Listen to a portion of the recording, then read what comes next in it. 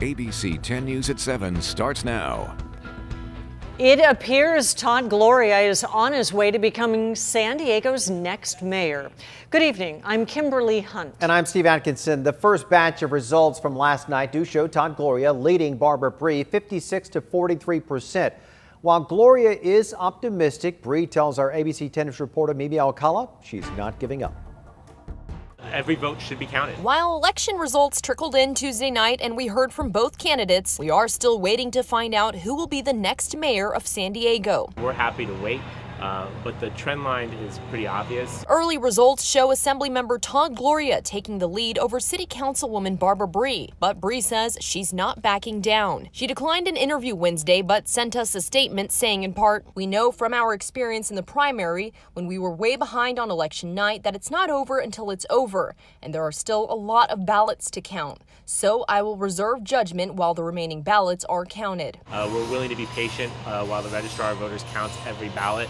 But at the end of the day, we are extremely optimistic that I'll be the next mayor of San Diego. Both Bree and Gloria are Democrats and have similar views on issues like police reform, racial equality, and climate change. Bree wants to bring more high-tech jobs to San Diego and create an economy that's not so dependent on tourism. Gloria says his top priorities include addressing our homelessness crisis, housing affordability issues, and road repairs. He spoke with us outside of his campaign headquarters Wednesday and shared what his first 60 days would look like in office if elected. We're going to find ourselves in an unprecedented time, dealing with a public health pandemic, an economic recession, a host of crises all at once. And so my first focus is going to be on assembling the best team of professionals that I can find to help me govern the city, an administration that's as diverse as the city we're seeking to lead, and to make sure that we're collaborating with the city council so that we're not at odds. Registrar of Voters Michael Vu tells me we can expect those updated local election results Thursday after 5 p.m. Reporting in Kearney Mesa, Mimi Alcala, ABC 10 News. And Gloria's victory could mean that San Diego's mayor has gone from Republican to Democrat. And Democrats are also poised to secure control of two of the most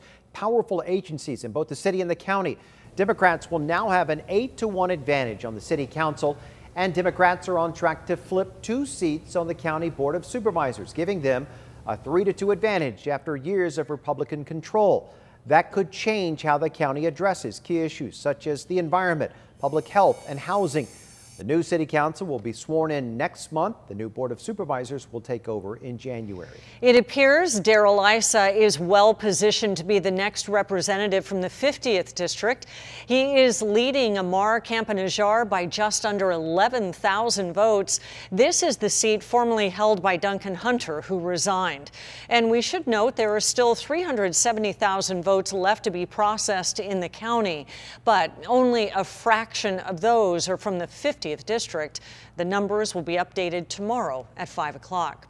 A measure that would create an independent police commission with power to investigate officers in San Diego appears to have passed overwhelmingly. Measure B is leading right now, nearly 75% of the vote. New at 7 o'clock, ABC 10 News reporter Melissa Masiha talked to supporters who have been waiting years for this to become a reality.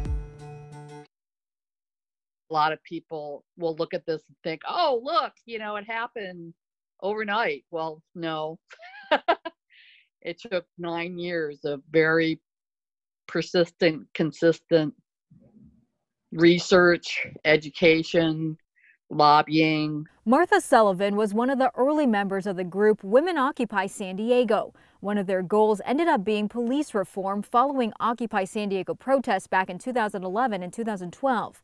Martha said they submitted complaints to the Citizens Review Board at that time, but what really prompted this was the fact that they basically lost most of them.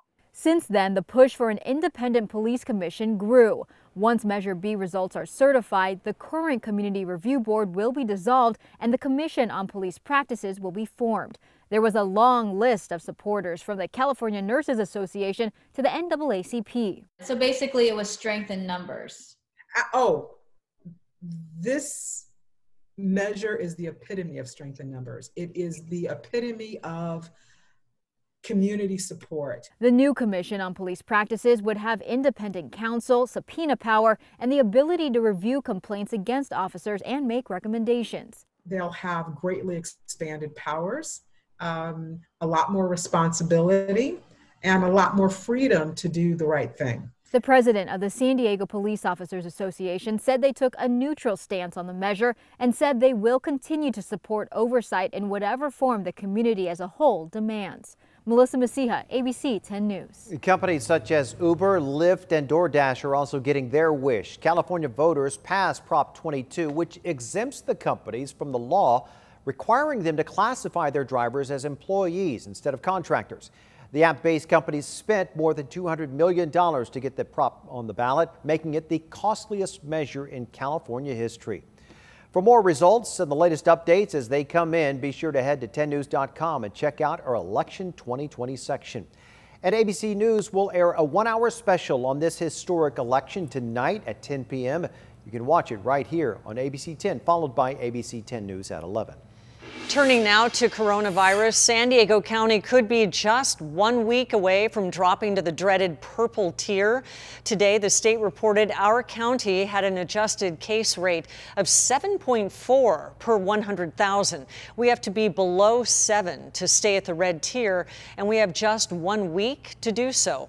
Supervisor Nathan Fletcher says it will take a huge effort by everyone, but it can be done. We've seen San Francisco County be able to descend into the lowest tier.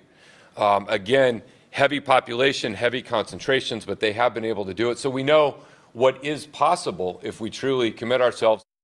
Moving into the purple tier means some things would have to move back outdoors, including restaurants, places of worship, and gyms. Retail stores would have to go back to 25% capacity. Schools that have not yet restarted in-person learning would be prevented from doing so. Early release could be coming to the man convicted of killing 4 people after he drove off the Coronado Bridge and crashed into Chicano Park below. Richard Cipollio is scheduled to be released on Friday, in part because of COVID-19. Our Anthony Pura spoke to the family of victims who are understandably upset. This is video from October 15, 2016, moments after a pickup truck flew over the Coronado Bridge and crashed into Chicano Park below. 4 people were killed, 7 others seriously injured. Cell phone video shows bystanders pulling former Navy Petty Officer Richard Cipollio from the truck he was driving. Cipollio was convicted of 4 counts of vehicular manslaughter while intoxicated and 1 count of DUI causing injury. In May 2019, he was sentenced to 9 years, 8 months in prison. Now he is set to be released Friday. The California Department of Corrections and Rehabilitation citing prison credits for good behavior and the state's policy on release amid COVID-19. I feel upset. I feel angry. Jacob Contreras' aunt and uncle were killed in the crash. They did not deserve what happened to them in the park that day. So 4 years later, we continue to advocate for them because they were such great people. The district attorney's office is against the early release. They have written the governor's office and the Department of Corrections, urging them to keep Cipollio in prison. We don't write the letters to stop the wheels on every case. We choose our battles, and this battle is worth having because the loss here was absolutely devastating. He has not even done 25% of that sentence. And now he's being released without accomplishing any sort of rehabilitation programs, without even admitting that he was speeding or impaired that day. So he has not even owned up to his terrible decisions that killed those people. Anthony Pura, ABC 10 News. If released early, Cipollio will have served 2 years and 10 months of his sentence. A missing firefighter has been found dead in Mexico. It's a story ABC 10 News has been following for weeks. Investigators have suspected that LA firefighter Frank Aguilar was the victim of a violent kidnapping. The 48-year-old hasn't been seen since visiting his condominium near Rosarito on August 20th. Mexican authorities have arrested 2 people on suspicion of kidnapping. The victim's family tells ABC 10 News the couple was found with Aguilar's bank cards. They say the female suspect may have been dating their father. 2 men have been arrested for a fire that destroyed a La Mesa Chase bank during rioting last May. The FBI arrested 19-year-old Alexander King and 33-year-old Ricky Cooper on Monday. Both were also charged with looting. In May, demonstrators marched through La Mesa to protest the arrest of an African-American man caught on camera. Later in the night, the protests turned violent and people set several fires, as well as damaging and looting several businesses.